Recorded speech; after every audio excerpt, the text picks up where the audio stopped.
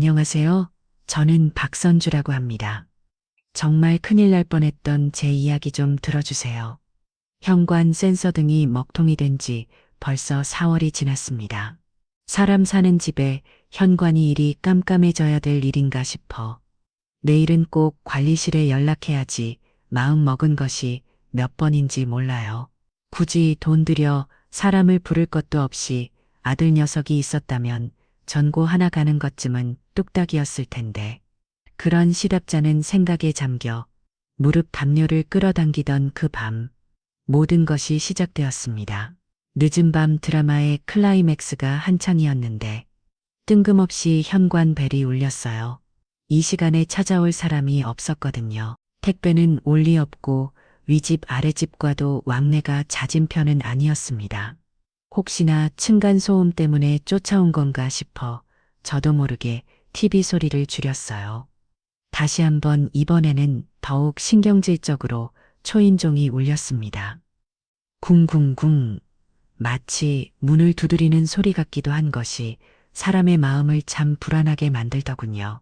저는 못 이기는 척자리에서 일어나 인터폰으로 다가갔습니다. 카치만 화면소에서 흐릿한 형체만이 어른거렸어요. 센서 등이 나간 것이 이럴 땐 또 원망스러웠죠. 누구세요?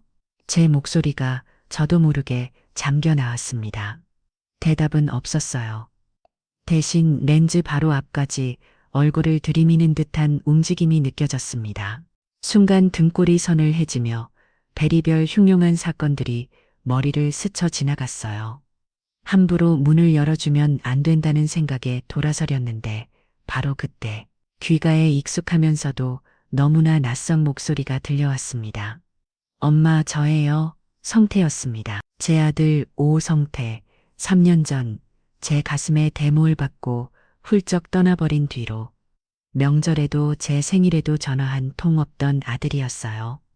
그 목소리를 듣는 순간 반가움보다는 콩 하고 심장이 바닥으로 떨어지는 기분이 먼저 들었습니다. 저는 허둥지둥 잠금 장치를 풀고 문을 열었어요. 문틈으로 밀려 들어온 것은 차가운 밤 공기와 함께 제가 알던 아들의 모습이라고는 상상할 수도 없는 한산의 모습이었습니다. 마지막으로 봤을 때만 해도 번지르르한 정장에 좋은 시계를 차고 사랑에 빠진 남자의 행복감으로 반짝이던 아들은 어디에도 없었어요. 며칠은 좋기 못 감은 늦 기름지고 헝클어진 머리, 거묵하게 자란 수염, 움푹 팬 두 뼈함과 핏발선 눈동자, 어디서 싸구려 옷을 주워 입었는지 몸에 맞지도 않는 얇은 점퍼 차림은 영락없는 노숙자의 행색이었습니다. 아들의 몸에서 풍겨오는 크키한 냄새와 함께 공포에 질린 사람 특유의 시큼한 땀 냄새가 제 코를 찔렀습니다. 성태야, 이게 무슨 꼴이야. 너 대체 말을 채익기도 전에 아들은 제 팔을 잡아 끌며 집 안으로 비틀거리며 들어섰습니다. 그리고는 마치 쫓기기라도 하는 사람처럼 뒤를 돌아 복도를 살필더니 광 소리가 나도록 현관문을 닫고 잠겼어요. 그러고도 모자라 잠금 장치를 2번, 3번 확인하고 나서야 겨우 거친 숨을 몰아쉬었습니다. 엄마 아들이 저를 돌아보며 말했어요. 그 목소리는 물에 젖은 솜처럼 축 처져 있었습니다. 저 온 거 아무한테도 말하면 안 돼요. 누구에게도요? 그리고는 제게 다가와 제 입을 틀어막으려는 듯 손을 들었습니다. 저는 기겁하며 뒷걸음질 쳤어요. 아들의 눈은 공포로 가득 차 있었습니다. 특히 지연이한테는요. 지연이가 혹시 전화해서 제 안부 물어도 절대 여기 있는 거 말하면 안 돼요. 그냥 출장 갔다고 연락 안 된다고 해주세요. 제발요 엄마, 지연이, 김지연. 제 입에서 쓴 물이 올라오는 것 같았습니다. 아들의 인생을 통째로 집어삼킨 그 이름. 저는 픽이 없는 아들의 얼굴 위로 3년 전 모든 것이 시작되었던 그날의 풍경이 선명하게 겹쳐 보이는 것을 느꼈습니다. 그때도 지금처럼 쌀쌀한 가을이었죠. 성태는 잔뜩 상기된 얼굴로 한 여자를 제 앞에 데리고 왔습니다. 바로 김지연이었어요. 처음 보는 순간부터 저는 알 수 있었습니다. 저 아이는 보통 내기가 아니라는 것을요. 머리부터 발끝까지 누가 봐도 값비싼 것들로 휘감고 있었지만 그 모습이 마치 제 몸에 맞지 않는 옷을 억지로 입은 것처럼 어색하고 위태로워 보였습니다. 하지만 진짜 문제는 그 눈빛이었어요. 저 이혼한 아티드인 중기 가동도슬. 이혼한 정둔전가 눈빛이었어요. 이혼한 정둔전가 눈빛이었습니다. 저 식음동전고 제 아들을 바라볼 때는 꿀이 뚝뚝 떨어질 것처럼 다정하게 휘어지던 눈이 저를 향할 때는 교묘하게 빛을 감추고 제 속을 사사치 흐름 듯한 느낌을 주었습니다. 그 눈은 우리 집을 훑는 것이 아니라 마치 감정사가 보석의 가치를 매기듯 사사치 뜯어보고 있었습니다. 어머님 말씀 많이 들었어요. 성태 씨가 어머님을 얼마나 아끼는지 몰라요. 그렇게 살갑게 웃으며 말하는 목소리는 또 얼마나 간사했는지요. 아들은 제 옆에서 연신 싱글벙글하며 지연 씨, 우리 엄마 정말 미인이시지 따위의 철없는 소리나 하고 있었죠. 저는 억지 미소를 지으며 지연이에게 몇 가지를 물었습니다. 부모님은 뭘 하시는지, 집은 어디인지 평범한 질문들이었어요. 하지만 지연이는 그 질문들을 능숙하게 받아 넘기며 전부 두루뭉술하게 대답할 뿐이었습니다. 아버지는 작은 사업을 하시고 어머니는 가정주부시고 자신은 강남의 작은 회사에서 비서 일을 한다는 대답. 그 어떤 대답에도 구체적인 알맹이가 없었어요. 대신 지연이는 제게 질문을 던졌습니다. 어머님, 이 집 정말 넓고 좋네요. 돌아가신 아버님께서 물려주신 거라고 들었어요. 혼자 관리하시기 힘드시겠어요. 형태 씨는 형제도 없어서 어머님께 더 의지가 될 것 같아요. 제가 옆에서 잘 챙겨야죠. 그 말들이 마치 잘 훈련된 영업사원의 매뉴얼처럼 들리는 것은 저만의 착각이었을까요? 저의 재산 규모를 파악하고 아들이 기대할 곳은 저 하나뿐이라는 사실을 확인하며 자신의 위치를 공고히 하려는 계산된 행동으로 밖에 보이지 않았습니다. 그날 식사를 마치고 돌아가는 길, 저는 아들을 붙잡고 조용히 말했어요. 성태야, 엄마는 저와 아가씨, 아무래도 마음에 걸린다. 그 한마디에 아들의 표정은 순식간에 굳어졌습니다. 엄마, 또 시작이세요. 왜요? 지연이가 뭐 잘못했어요? 엄마한테 얼마나 잘하려고 노력했는데 그런 차원의 문제가 아니야. 그냥 엄마의 감이라는 게 있어. 저 아이 뭔가 우리 성태가 감당할 수 있는 아이가 아닌 것 같구나. 제 말은 아들에게 들리지 않았습니다. 사랑의 눈이 먼 아들에게 제 걱정은 날고 편협한 고집으로만 보였던 모양이에요. 엄마는 왜 사람을 그렇게 색안경 끼고 보세요. 지연이 얼마나 착하고 순수한 사람인데요. 집안 형편이 조금 어려운 것 가지고 사람 무시하시는 거예요. 가슴이 철렁했습니다. 저는 단 한 번도 지연이의 집안 형편에 대해 언급한 적이 없었거든요. 그 아이가 아들에게 제 엄담을 어떻게 했을지 눈에 선했습니다. 그날 이후 우리의 갈등은 점점 깊어졌어요. 저는 결혼을 반대했고 아들은 저를 원망했습니다. 결국 아들은 제게 그렇게 제 행복이 보기 싫으시면 연 끊고 살면 되잖아요. 다시는 엄마 안 찾을게요. 라는 비수 같은 말을 남기고는 사라졌습니다. 그랬습니다. 제 반대는 단순한 고집이 아니었습니다. 사람의 속내를 꿰뚫어보는 어미의 아픈 예감이었죠. 그리고 지금 제 예감은 수십 배는 더 끔찍한 현실이 되어 제 눈앞에 있었습니다. 정신을 차려보니 아들은 소파에 주저앉아 고개를 묻고 있었습니다. 저는 일단 아들에게 씻고 뭐라도 좀 먹으라고 권했습니다. 아들은 말없이 욕실로 향했고 저는 냉장고에 있던 국을 데우고 밥을 차렸습니다. 며칠을 굶은 사람처럼 허겁지겁 밥을 밀어넣는 아들을 보니 차마 무슨 일이냐고 더 캐물 수가 없었습니다. 식사를 마친 아들은 너무 피곤하다며 제가 내어준 방으로 들어가 쓰러지듯 잠이 들었습니다. 그날 밤부터 저와 아들의 기묘하고 불안한 동거가 시작되었습니다. 아들은 며칠만 신세지겠다며 찾아왔지만 방에 틀어박혀 거의 나오지를 않았어요. 제가 방으로 식사를 넣어주면 말없이 받아먹고는 그릇만 내놓을 뿐이었습니다. 어쩌다 거실에서 마주치기라도 하면 제 눈을 피하기 바빴죠. 집안의 모든 소리에 아들은 경기를 일으켰습니다. 현관 벨소리는 물론이고 제 휴대폰이 울릴 때마다 방에서 뛰쳐나와 누구에게서 온 전화인지 확인하려 들었어요. 그 모습은 마치 빚쟁이에게 쫓기는 사람 같기도 하고 무서운 범죄자에게서 도망치는 사람 같기도 했습니다. 제가 보다 못해 용돈이라도 쓰라며 현금 몇 푼을 쥐어주면 아들은 고맙다는 말도 없이 다급하게 돈을 받아 감추기에 바빴으입니다. 마치 금방이라도 누군가에게 빼앗길 것처럼요. 그 초조하고 겁에 질린 행동 하나하나가 아들이 보통 일이 아닌 아주 위험하고 끔찍한 일에 휘말렸음을 온몸으로 말해주고 있었습니다. 저는 그저 아들이 스스로 입을 열기만을 기다리며 속이 새까맣게 타들어가는 시간들을 보내야만 했습니다. 그렇게 며칠이 흘렀습니다. 시간은 더 뒤게 갔지만 아들의 상태는 조금도 나아지지 않았어요. 아들은 여전히 제 방의 깊은 어둠 속에 스스로를 가두고 있었습니다.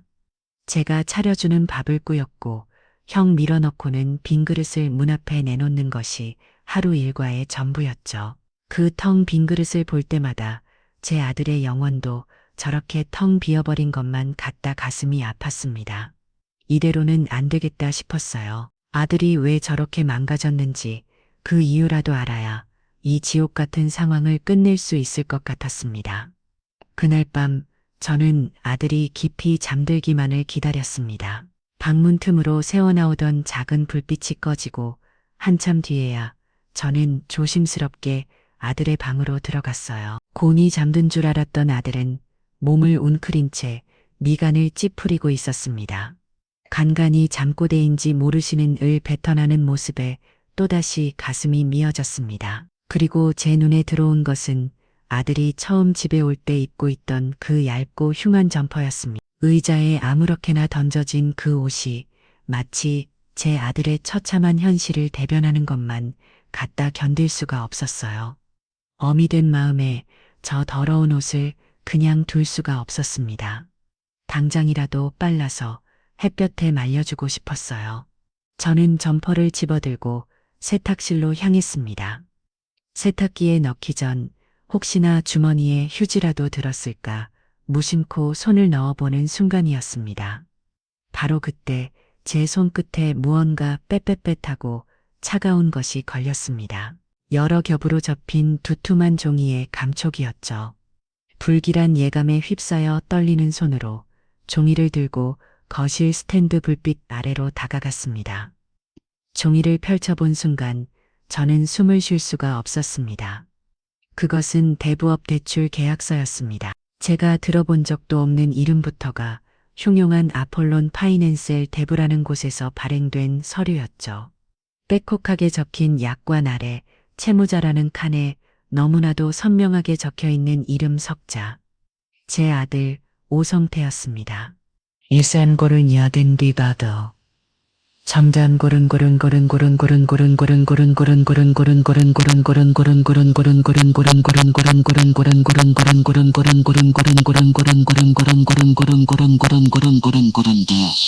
제 눈을 의심하며 대출원금을 확인하는 순간 저는 현기증에 휘청 1번했습니다. 13억 원 제 아들이 평생을 벌어도 다 갚을 수 있을지 모를 상상조차 할 수 없는 거에게 돈이었습니다.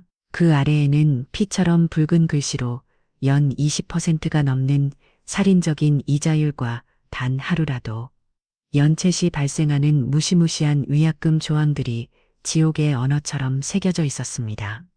이것은 은행 대출이 아니었어요. 한번 발을 들이면 집안 전체를 거덜내고 사람의 영혼까지 파괴한다는 악독한 사채였습니다. 손이 부들부들 떨려왔습니다. 아들이 그저 빚을 진 것이 아니었어요. 더 끔찍한 사채역자들의 소나기에 붙들려 있었던 겁니다. 어쩐지 아들이 그토록 공포에 떨더라니 그 이유를 알 것 같았습니다. 바로 그때였습니다. 제 머릿속을 정리할 틈도 없이 거실 테이블 위에 놓여있던 제 휴대폰이 밤의 정적을 깨고 울리기 시작했습니다. 화면에 뜬 이름은 제 심장을 다시 한번 철렁 내려앉게 만들었어요. 며느리 김지연이었습니다. 이 시간에 이 타이밍에 대체 무슨 일일까요? 저는 차갑게 쉬고 가는 계약서를 등 뒤로 감추고 심호흡을 한 뒤 통화 버튼을 눌렀습니다. 여보세요? 어머님, 저 지연이에요. 잘 지내시죠? 주무시는데 깨운 건 아니죠. 소화기 너머로 들려오는 목소리는 예전처럼 명랑하고 살가웠습니다. 제 아들을 13억 원의 사채 빚구렁텅이로 밀어놓은 사람의 목소리라고는 믿기지 않을 정도로 해맑았어요. 그 가증스러운 목소리에 속이 울렁거렸습니다. 아, 그래, 지연아. 나는 괜찮다. 무슨 일이니? 아니에요? 그냥 어머님 생각나서 전화드렸어요. 그런데 성태 씨가 며칠 전부터 지방으로 길게 출장을 갔는데 거기가 신호가 잘 안 터지는 곳인가 봐요. 연락이 잘 안 되었어요. 혹시 어머님께는 연락 왔나 해서요. 출장, 그럴듯한 거짓말이었습니다. 저는 제 등 뒤에 숨긴 종이 쪽 아리를 더욱 강하게 움켜쥐었습니다. 그 서류가 바로 제 아들의 출장지가 어디인지 말해주고 있었으니까요. 지옥행 출장. 저는 제 안에서 들끓는 분노를 억누르며 아무것도 모르는 시어머니를 연기했습니다. 아니, 나한테도 연락 없던데. 바쁜가 보지. 일 끝나면 연락하겠지. 뭘 걱정해. 그렇죠. 역시 어머님은 제 마음을 잘 알아주신다니까요. 알겠어요, 어머님. 늦은 밤에 죄송해요. 또 연락드릴게요. 식사 잘 챙기세요. 전화가 끊어지고 저는 한참 동안이나 휴대폰을 준 채 서 있었습니다. 이 통화로 모든 것이 확실해졌어요. 저 여자는 모든 것을 알고 있었습니다. 제 아들이 어디서 무엇을 하고 있는지, 왜 연락이 안 되는지 모두 알면서도 저렇게 천년덕스럽게 연기를 하고 있었던 겁니다. 이 모든 일의 배후에 저 악마 같은 며느리가 있다는 것을 확신했습니다. 하옵날 아침, 저는 밤새 뜬 눈으로 지고 있던 대출 계약서를 들고 아들의 방문을 열었습니다. 어둠 속에서 웅크리고 있던 아들은 인기척에 놀라 고개를 들었습니다. 저는 아무 말 없이 아들 앞에 작은 밥상 옆에 계약서를 내려놓았습니다. 이게 원희 성태야. 제 차가운 목소리에 아들의 얼굴이 새하얗게 질리기 시작했습니다. 제가 내민 서류를 보고는 동공이 세차게 흔들렸죠. 아들은 고개를 푹 숙인 채 아무 말도 하지 못했습니다. 제가 다시 한번 다 끝쳤습니다. 설명해 보라고 했어. 너 이름으로 된 23억이라는 빚은 뭐고 이자는 또 뭐냐고. 그제야 아들의 어깨가 가늘게 들썩이기 시작했습니다. 엄마 죄송해요. 제가 다 잘못했어요. 아들은 울먹이며 그간의 이야기를 털어놓기 시작했습니다. 하지만 그것은 제가 예상했던 진실과는 거리가 멀었어요. 아들의 이야기에 따르면 모든 것은 사업 투자 실패 때문이었습니다. 지연이가 아는 유망한 사업이 있는데 거기에 투자하면 큰 돈을 벌 수 있다고 아들을 설득했다는 겁니다. 처음에는 아들도 반대했지만 지연이가 우리가 언제까지 이렇게 빠듯하게 살아야 해. 당신은 장난이잖아. 어머니께 효도하고 싶지 않아. 라며 계속해서 부추겼다고 해요. 결국 아들은 지연이의 말에 넘어가 퇴직금과 모아두었던 돈을 전부 투자했지만 사업은 순식간에 망해버렸다고 했습니다. 투자금을 날린 것도 모자라 빚까지 떠안게 되자 마지막으로 손을 댄 것이 바로 저 사채였다는 겁니다. 지연이는 울면서 이것만 있으면 재개할 수 있다. 금방 갚을 수 있다 라며 아들을 설득했고 결국 아들은 제 이름으로 대출을 받아버렸다고 했습니다. 그래서 너가 직접 가서 너 이름으로 이 계약서에 설명을 한 거니 제 질문에 아들은 고개를 끄덕였습니다.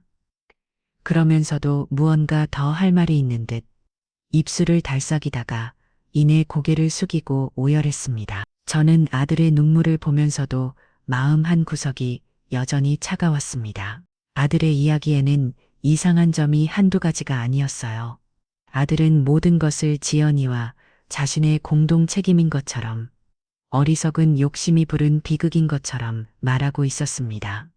하지만 이 모든 것이 정말 단순한 투자 실패일까요? 제 아들을 이렇게까지 망가뜨리고 사체의 구렁텅이로 밀어넣은 것이 정말 지연이의 어리석은 욕심 때문이기만 한 걸까요? 아들은 무언가를 숨기고 있었습니다. 어쩌면 여전히 김지연을 감싸고 있거나 혹은 자신도 모르는 더 큰 진실의 일부만을 알고 있는 것일지도 모른다는 생각이 들었습니다. 저는 더 이상 아들을 다그치지 않았습니다. 대신 조용히 계약서를 챙겨 방을 나왔습니다. 아들에게는 모든 걸 알았으니 해결할 방법을 찾아보자. 안심시켰지만 제 머릿속은 그 어느 때보다도 복잡하고 냉정하게 돌아가고 있었습니다.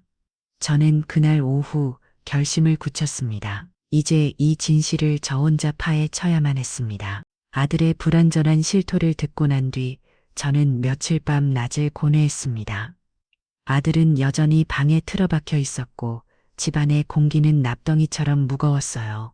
이대로는 안 됐습니다. 아들이 무언가를 숨기고 있는 이상 제가 직접 움직여야만 했죠. 혼자서는 해결할 수 없는 문제였습니다. 저는 결국 3년 동안이나 연락을 끊고 지냈던 제 하나뿐인 남동생 민석이에게 전화를 걸었습니다. 평생을 형사로 살다 몇 해 전 퇴직한 동생이라면 이 막막한 상황에서 실마리라도 찾아줄 수 있을 것 같았거든요.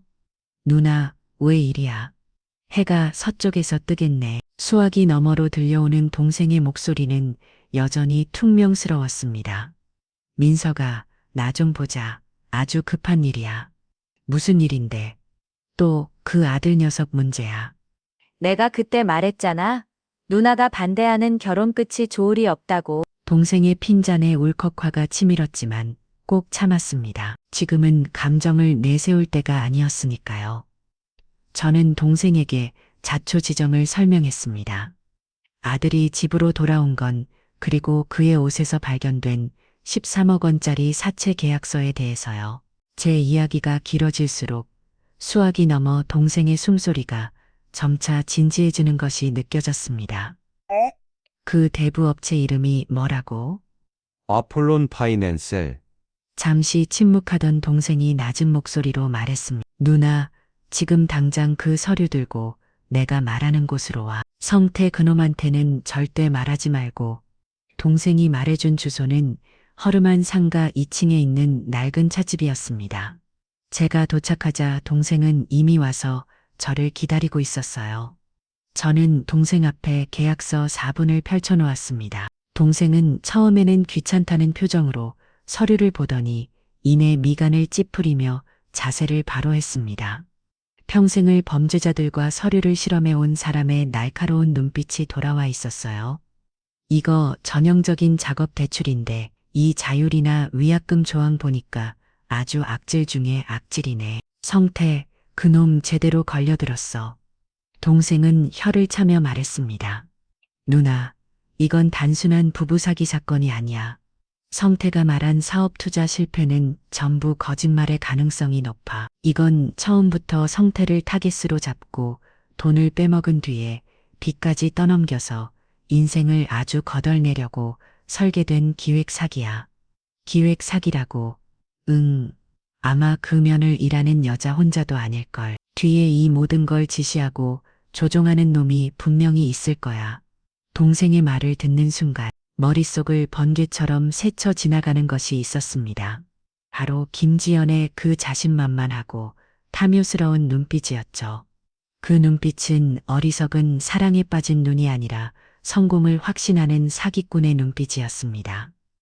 그럼 어떻게 해야 하니? 일단 성태가 전부 사실대로 말하게 만들어야 해. 하지만 지금 상태로는 쉽지 않을 거야. 그놈이 제정신을 차리게 만들려면 우리가 먼저 그 여자의 진짜 정체를 발견해야지. 눈앞에 증거를 들이밀기 전까지는 아마 헛된 미련을 못 버릴 테니까 동생은 단호하게 말했습니다. 내가 아는 사람 중에 이런 일 아주 깔끔하게 처리하는 친구가 하나 있어.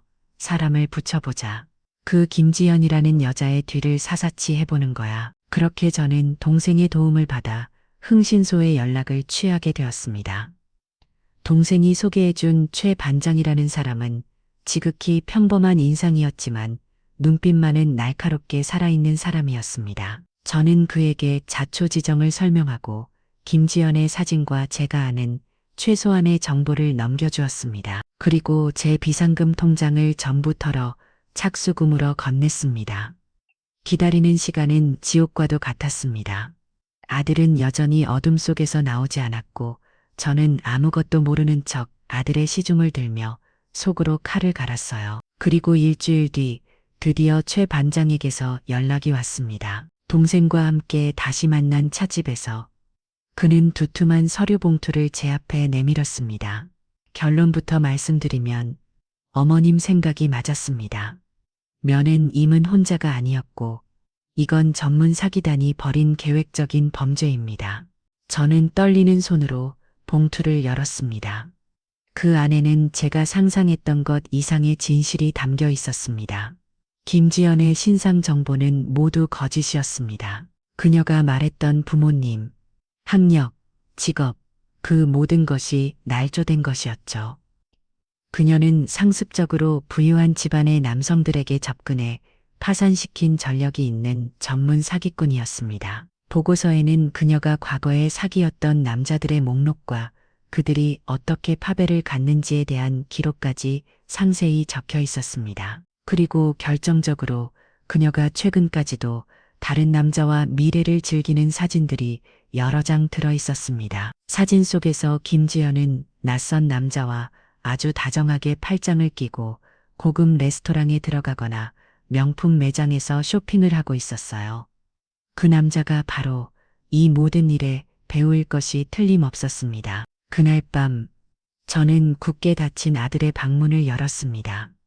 그리고 아무 말 없이 최 반장에게서 받은 서류 봉투를 아들 앞에 던졌습니다. 이게 다 뭐예요, 엄마? 아들은 어리둥절한 표정으로 봉투를 열었습니다. 그리고 그 안에 담긴 사진과 서류들을 한 장 한 장 넘겨볼수록 아들의 얼굴은 점차 하얗게 그리고 푸르게 변해갔습니다. 특히 김지연이 낯선 남자와 웃으며 팔짱을 끼고 있는 사진을 보았을 때 아들의 손에서는 서류들이 후두둑 떨어졌습니다. 아니야, 이건 사실이 아닐 거야. 뭔가 오해가 있을 거예요. 지연이가 나한테 이럴 리가 없어. 아들은 현실을 부정하며 중얼거렸습니다. 저는 차가운 목소리로 말했어요. 오해, 그럼 너의 전 재산과 너의 이름으로 된 23억의 사채, 빚도 오해니. 에이? 저 여자가 너에게 말했던 가족, 학력, 직업, 그 모든 게 거짓말인데도 이게 오해인 것 같아. 저는 아들 앞에 무릎을 꿇고 앉아 아들의 눈을 똑바로 쳐다보며 말했습니다. 성태야, 이제는 인정해야 해. 너는 사랑을 한 게 아니야. 너는 철저하게 사기를 당한 거야. 저 여자는 너를 사랑한 적이 단 한순간도 없었어. 너의 돈, 그리고 너의 배경만 봤을 뿐이야. 제 말 한마디, 한마디가 비수가 되어 아들의 가슴에 꽂히는 것이 보였습니다. 아들의 눈에서 마침내 뜨거운 눈물이 흘러내리기 시작했습니다. 그것은 지난번의 자기 연민과 후회의 눈물이 아니었어요. 사랑했던 사람에게 철저히 배신당한 사람의 심장이 갈갈이 찢어지는 고통의 눈물이었습니다. 엄마, 내가 너무 바보 같았어요. 엄마 말을 들었어야 했는데 아들은 어린아이처럼 소리내어 울기 시작했습니다. 3년간 골마 터졌던 상처와 배신감이 한꺼번에 터져나온 것이겠죠. 저는 그런 아들을 말없이 안아주었습니다. 아들의 등을 토닥이며 저는 더욱 굳게 결심했습니다. 이제 아들은 제 편이 되었습니다. 이제는 저 악마 같은 인간들에게 반격을 가할 차례였습니다. 저는 아들의 귓가에 조용히 속삭였습니다. 괜찮아 아들, 지금부터 엄마 말 만들어. 너의 인생, 엄마가 전부 되찾아 줄게. 아들은 제 품에 안겨 한참 동안이나 울음을 멈추지 못했습니다. 아들이 모든 진실을 마주하고 무너져 내린 다음 날, 저희 집 거실에는 저와 아들, 그리고 동생 민석이가 함께 앉아 있었습니다. 거실 테이블 위에는 최 반장이 가져온 서류 뭉치가 어지럽게 널려 있었죠. 밤새 울어 통통 부은 눈을 한 아들은 넋이 나간 사람처럼 허공만 바라보고 있었습니다. 동생은 그런 아들을 물그러미 바라보다가 단호한 목소리로 입을 열었습니다. 성태야, 이제 정신 차려야지. 너가 이렇게 무너져 있으면 아무것도 해결 못해. 저것들한테 복수하고 싶지 않아. 너의 인생, 너의 돈, 전부 되찾고 싶지 않냐고. 복수라는 말에 아들의 눈동자가 희미하게 움직였습니다.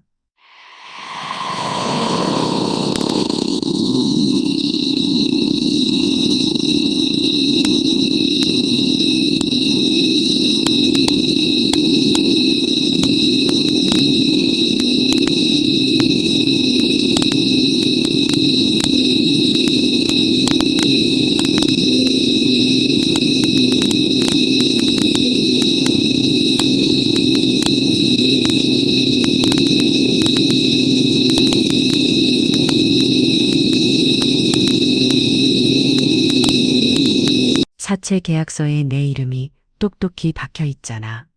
잘못하면 사기 공범으로 엮여 들어갈 수도 있어. 그렇게 감옥에 들어가서 저것들이 너의 돈으로 호유식하는 꼴을 보고만 있을 거야. 그럼 어떻게 해야 하는데요? 삼촌, 아들이 겨우 목소리를 냈습니다. 동생은 기다렸다는 듯이 준비해온 작전을 설명하기 시작했습니다. 그것은 아주 대담하고 위험한 계획이었어요. 바로 아들이 이 중첩자가 되어 김지연에게 다시 접근하는 것이었습니다. 너가 김지연에게 연락해서 엄마를 속여서 돈을 더 뜯어낼 방법을 찾았다고 미끼를 던지는 거야. 아주 절박하고 여전히 저들에게 속고 있는 멍청한 남편 연기를 해야 해. 제가 그걸 어떻게 해요? 저 그 여자 얼굴 볼 자신도 없어요. 아들은 고개를 저으며 기겁했습니다. 그럴 말도 했죠. 자신의 인생을 망가뜨린 원수와 마주 앉아 태연하게 연기를 하라니 생각만 해도 끔찍한 일일 겁니다. 저는 아들의 손을 꽉 잡았습니다. 성태야, 할 수 있어. 이건 너를 위한 일이기도 하지만 엄마를 위한 일이기도 해. 내 인생을 망친 저 악랄한 것들이 웃고 떠들며 잘 사는 꼴을 엄마는 눈뜨고는 못 본다. 저것들이 제 발로 덫에 걸어 들어오게 만들려면 우리가 미끼를 던져야만 해. 제 말에 아들은 한참 동안이나 입술을 깨물고 있었습니다. 그러더니 마침내 결심한 듯 고개를 끄덕였습니다. 그 눈에는 더 이상 나약한 슬픔이 아니라 차가운 분노와 결의가 서려 있었어요. 작전은 시작되었습니다. 동생은 어디선가 구해온 작은 장비들을 테이블 위에 늘어놓았습니다.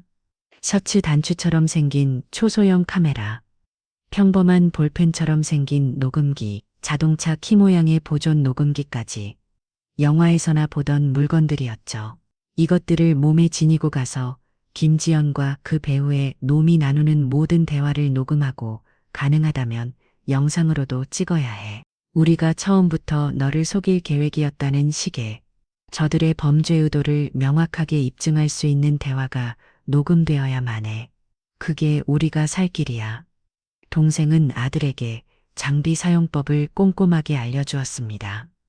우리는 몇 번이고 장비를 켜고 끄는 연습을 반복했습니다. 저는 옆에서 그 모습을 지켜보며 아들이 입고 나갈 셔츠의 단추를 떼어내고 그 자리에 단추형 카메라를 직접 바느질에 달았습니다.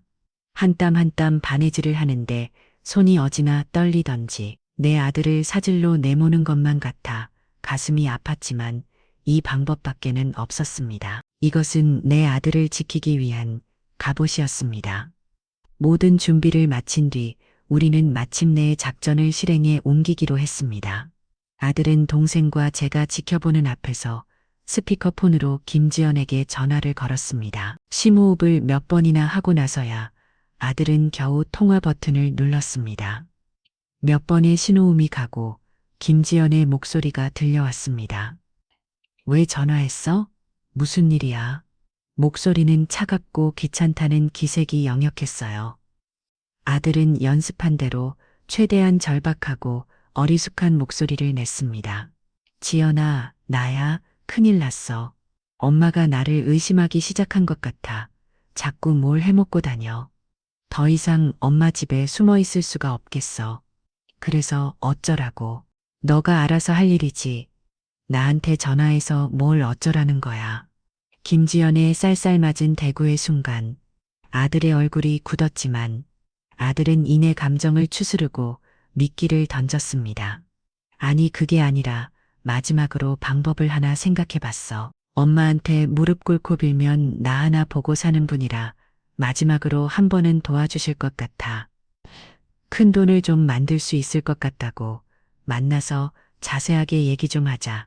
어떻게 엄마를 속일지 계획을 짜야지. 수화기 너머로 잠시 침묵이 흘렀습니다. 김지연이 속으로 계산기를 두드리는 소리가 들리는 듯 했어요. 제발 제발 미끼를 물어라.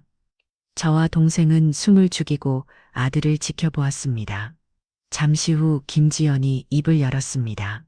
알았어. 그럼 내일 저녁 7시에 우리가 자주 가던 티카베에서 봐. 전화는 그렇게 끊겼습니다. 통화가 끝나자마자 아들은 자리에 주저앉아 거친 숨을 몰아쉬었습니다.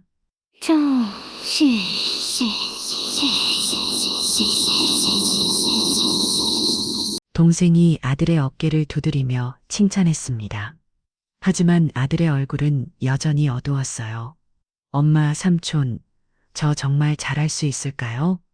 막상 내일 그 여자 얼굴을 보면 제가 무슨 짓을 할지 모르겠어요. 저는 그런 아들의 손을 다시 한번 꽉 잡아주었습니다. 걱정하지 마. 너는 혼자가 아니야. 엄마랑 삼촌이 뒤에서 다 지켜보고 있을 거야. 너는 그냥 너의 인생을 훔쳐간 도둑들을 잡는다고만 생각해. 알겠지? 그날 밤 우리 세 사람은 아무도 잠들지 못했습니다. 거실 테이블에 둘러앉아 내일 있을 만남에서 일어날 수 있는 모든 경우에 수를 시뮬레이션하며 밤을 새웠습니다. 아들의 대사 하나, 행동 하나까지 꼼꼼하게 점검했죠. 드디어 내일이면 저 지긋지긋한 악연의 고리를 끊어낼 첫 단추를 채우게 되는 것입니다. 거실 창밖으로 동이 트는 것을 보며 저는 다가올 결전의 시간을 예감하고 있었습니다. 두렵고 떨렸지만 물러설 수는 없었습니다. 제 아들의 인생이 걸린 싸움이었으니까요. 다음 날 약속 시간이 다가올수록 집안의 공기는 납처럼 무겁게 가라앉았습니다. 저는 아침부터 속이 좋지 않아 물 한 잔도 제대로 넘기지 못했어요. 오늘 내 아들이, 제 목숨과도 같은 아들이 적의 속으로 제 발로 걸어 들어가야 한다는 사실이 심장을 짓눌렀습니다. 저는 마지막으로 아들이 입고 나갈 셔츠를 다림질하며 단추 모양의 카메라 렌즈가 제대로 작동하는지, 볼펜형 녹음기는 소리가 잘 들어가는지 몇 번이고 확인하고 또 확인했습니다. 제 손이 어지나 떨리던지 하마터면 뜨거운 다리 위에 손을 대일 뻔했습니다. 약속 시간 1시간 전, 우리는 집을 나섰습니다. 동생 민석이가 운전하는 차 뒷좌석에 앉은 아들은 말이 없었어요. 그저 창밖을 바라보는 옆을 굴의 턱선이 굳게 담으로 있었습니다. 저는 그런 아들의 손을 말없이 잡아주었습니다. 차갑게 쉬고 있는 아들의 손에서 아들이 느끼고 있을 공포와 분노가 고스란히 전해져 오는 듯 했습니다. 약속 장소인 티카페는 베나가의 한적한 골목에 위치한 예전에 아들이 지연이와 데이트할 때 몇 번 와봤다고 했던 곳이었습니다. 동생은 카페가 보이는 맞은편 주차장에 차를 세웠습니다. 성태야, 이제부터는 실전이야. 저 카페에 들어서는 순간부터 너는 세상에서 가장 어리석고 절박한 남편이 되어야 해. 명심해. 저들은 너를 철저히 아래로 보고 있어. 그 오만함을 역으로 이용해야 한다. 그리고 무슨 일이 있어도 흥분하면 안 돼. 저쪽에서 어떤 모욕적인 말을 하더라도 너는 돈의 눈이 먼 한심한 놈이 되어야만 해. 민석이의 마지막 당부에 아들은 말없이 고개를 끄덕였습니다. 아들은 차에서 내리기 전 저를 돌아보며 희미하게 웃어 보였습니다. 그 미소는 너무나 큰 고통을 삼긴 사람의 미소여서 제 가슴을 더욱 아프게 찔렀습니다. 아들은 차에서 내려 카페를 향해 걸어갔습니다. 저와 동생은 차 안에서 동생이 미리 준비해온 수신기와 노트북을 통해 아들에게서 전송되는 음향을 지켜보기 시작했습니다. 지지직거리는 자동과 함께 카페의 소음과 아들의 긴장된 숨소리가 이어폰을 통해 생생하게 들려왔습니다. 아들은 창가 자리에 앉아 물만 연신 들이켰습니다. 제 심장도 아들의 심장 박동에 맞춰 미친 듯이 뛰기 시작했어요. 10분쯤 지났을까 카페 문이 열리고 익숙한 형체가 들어섰습니다. 김지현이었어요. 마지막으로 봤을 때보다 더 화려하고 값비싼 옷차림이었습니다. 그녀는 주변 사람들의 시선을 한몸에 받으며 당당하게 걸어들어왔죠. 그녀는 아들을 발견하고는 인상을 찌푸리며 다가와 맞은편 의자에 앉았습니다. 자리에 앉자마자 그녀는 경념이 가득한 목소리로 쏘아붙였습니다. 꼴이 왜 그 모양이야? 어디 가서 맞고 다녔어? 아주 산거지가 따로 없네. 그 목소리가 이어폰을 통해 제 귀전을 때렸습니다. 저는 저도 모르게 주먹을 꽉 쥐었어요. 동생이 제 어깨를 가볍게 주며 진정하라는 신호를 보냈습니다. 다들은 연습한 대로 어색하게 웃으며 말했습니다. 아냐, 그냥 잠을 좀 설쳐서 그래. 호와줘서 고마워. 지연아, 됐고 용건만 간단히 해. 나 바쁜 사람이야. 너희 엄마한테 돈 뜯어낼 방법이라는 거 그거 뭔데? 또 무슨 바보 같은 생각을 한 건 아니고. 김지연은 메뉴판을 보는 척하며 주변을 휙휙 둘러보았습니다. 경계심이 몸에 밴 사람의 행동이었죠. 아들은 침을 한번 꿀꺽 삼키고는 우리가 준비했던 거짓말을 늘어놓기 시작했습니다. 엄마가 나 하나 보고 사시잖아. 내가 요즘 계속 아프다고 앓는 소리를 했더니 걱정이 이만저만이 아니야. 그래서 생각한 건데 내가 아주 큰 병에 걸렸다고 하는 거야. 예를 들면 암 같은 거. 당장 수술하지 않으면 죽는다고 병원 진단서 같은 걸 가짜로 만들어서 보여주면 엄마는 집이라도 팔아서 수술비를 내놓을 사람이야. 저는 제 아들의 입에서 저런 끔찍한 말이 나오는 것을 들으며 입술을 깨물었습니다. 연기라는 것을 알면서도 심장이 철렁 내려앉았어요.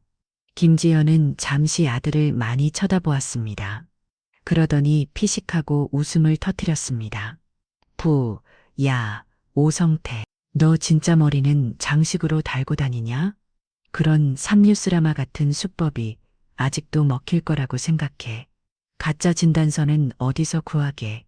그리고 너희 엄마가 그렇게 만만한 사람으로 보여.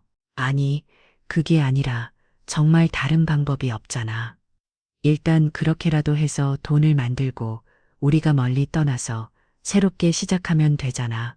아들의 애원에 김지연은 짜증이 난다는 듯 머리를 쓸어 넘겼습니다. 정말 답답하네.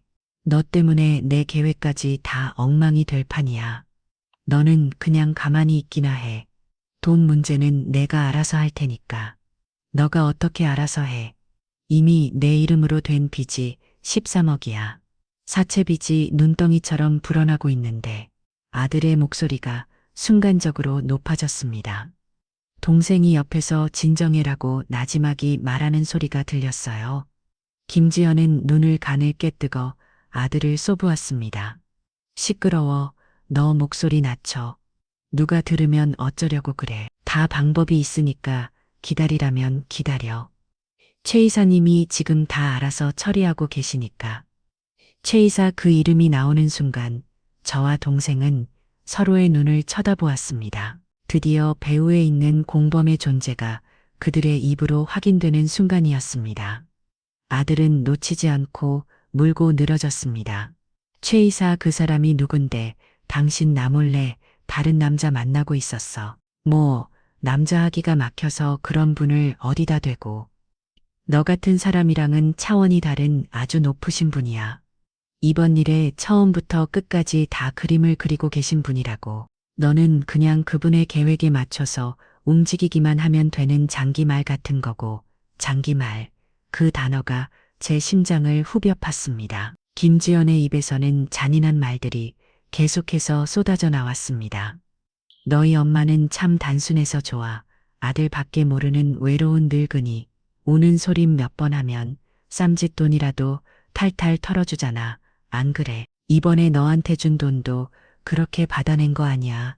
됐고 암 같은 소리 집어치워. 그 단 어설픈지 타다가 들키기라도 하면 끝장이야.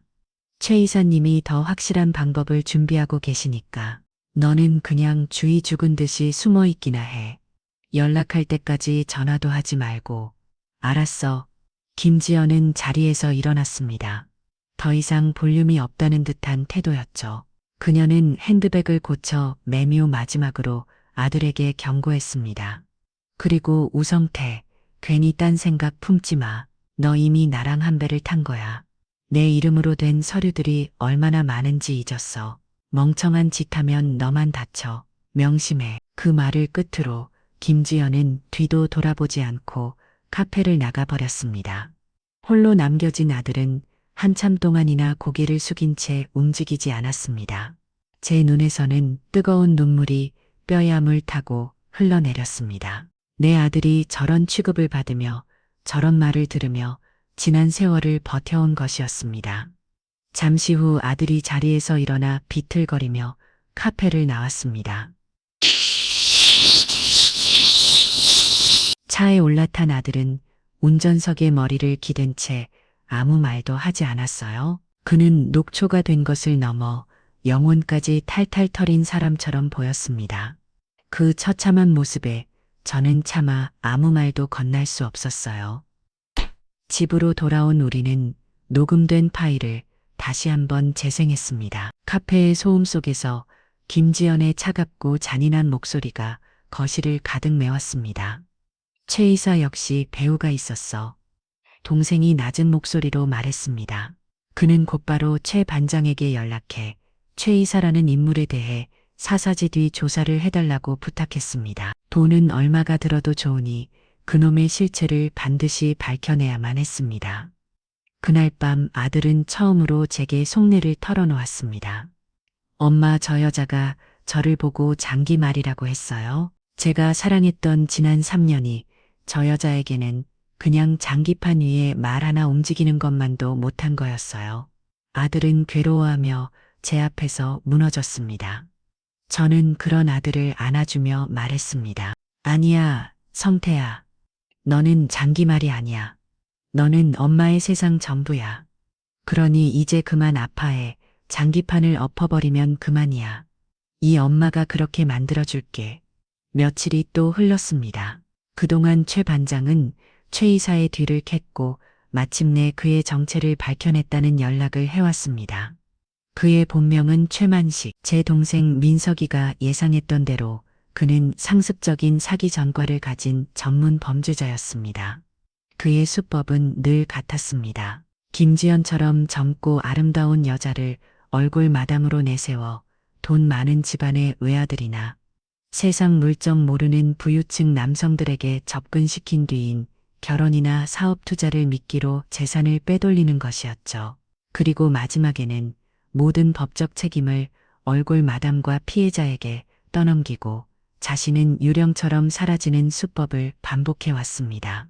신문 기사 스크랩에는 그에게 당의 가정이 파탄나고 스스로 목숨을 끊은 사람들의 이야기도 있었습니다. 최 반장이 가져온 보고서를 읽어내려가던 제 손이 분노로 떨렸습니다. 이것은 단순한 사기 사건이 아니었어요. 사람의 인생을 뿌리째 파괴하는 악마의 소행이었습니다. 김지연은 그 악마의 충실한 하수인이었고요. 보고서를 함께 읽은 아들은 입술을 깨물다 못해 피가 배어났습니다. 이제 아들의 눈에는 슬픔이나 배신감 대신 차가운 분노만이 이글거리고 있었습니다. 전환들 전부 다 제 손으로 집어넣어야겠어요. 김지연뿐만 아니라 그 최 이사라는 놈까지 전부요. 아들의 목소리는 강철처럼 단단했습니다. 더 이상 예전에 나약한 제 아들이 아니었어요. 저는 그런 아들을 보며 이 싸움의 끝이 어디일지 분명히 알 수 있었습니다. 저는 이 사건을 단순한 이혼 소송으로 끝낼 생각이 없었습니다.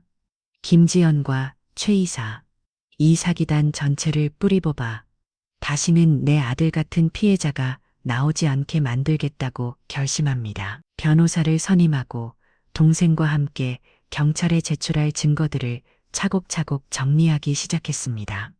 우리는 더 이상 피해자가 아니었습니다. 이제부터 우리는 저 악마들을 사냥하는 사냥꾼이 될 것이었습니다.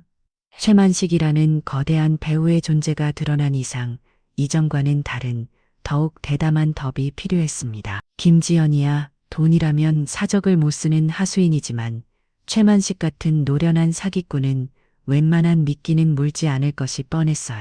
그의 탐욕을 자극할 의심조차 할 수 없을 만큼 거대하고 확실한 미끼가 필요했죠. 우리 세 사람은 며칠 밤낮으로 머리를 맞대고 최후의 작전을 설계했습니다. 이 최만식 같은 놈들은 기본적으로 의심이 많아 하지만 동시에 자기가 넘어갈 만큼 오만하기도 하지. 우리가 상상도 못할 정도의 큰 판을 벌이면 의심하면서도 결국은 귀여운 아울 거야. 동생 민석이가 확신의 찬 목소리로 말했습니다. 우리는 거대한 거짓말을 만들어내기로 했습니다. 바로 제가 돌아가신 남편에게서 물려받았지만 그동안 잊고 지냈던 강남의 작은 땅이 최근 재개발 구역으로 지정되면서 수십억여 원대의 보상금을 받게 되었다는 시나리오였죠. 강남 땅이라는 말에 돈에 환장한 최만식이라면 분명히 달려들 것이라는 계산이었습니다. 하지만 그걸 어떻게 진짜처럼 만들어요? 서류 같은 게 있어야 할 텐데 아들의 걱정스러운 질문에 최 반장이 자신만만하게 웃으며 말했습니다. 그런 건 걱정 마십시오. 책에 맡겨주시면 진짜보다 더 진짜 같은 토지 등기, 부등본이랑 개발계획 공문서 보상금 지급 통지서까지 전부 만들어드릴 수 있습니다. 그는 자신의 분야에서만큼은 최고의 전문가인 듯 했습니다. 동생은 최 반장의 실력을 보증한다며 저를 안심시켰죠. 며칠 뒤 최 반장은 정말로 감쪽 같은 위조 서류들을 한 뭉치 들고 나타났습니다. 법원 지인이 찍힌 등기 부등본과 구청장 지인이 찍힌 공문서는 제가 보고도 진짜라고 믿을 정도였어요. 이제 무대는 완벽하게 준비되었습니다. 배우만 제 역할을 잘 해내면 되는 상황이었죠. 모든 시선이 아들에게로 향했습니다. 아들은 비장한 표정으로 고개를 끄덕였습니다. 다음으로 해결해야 할 문제는 결전의 장소였습니다. 어설픈 카페 같은 곳에서는 최만식이 모든 속내를 드러내지 않을 것이 뻔했어요. 우리는 그들이 완전히 방심하고 자신들이 승리했다고 착각할 만한 안전하고 완벽한 장소가 필요했습니다. 그때 동생 민석이가 무릎을 탁 쳤습니다. 좋은 장소가 있어. 내 경찰 동기 중에 퇴직하고 큰 한정식 집하는 놈이 하나 있거든. 별채의 방이 여러 개 있어서 우리가 옆방에서 모든 걸 지켜보고 녹화하기에 완벽한 곳이야.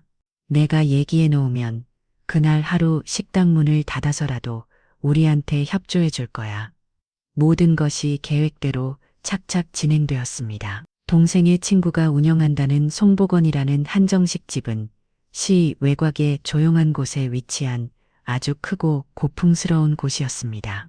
우리는 약속 날짜 하루 전날 밤 식당을 찾아가 결전이 벌어질 별채의 가장 큰 방과 그 옆방을 사사치 점검했습니다.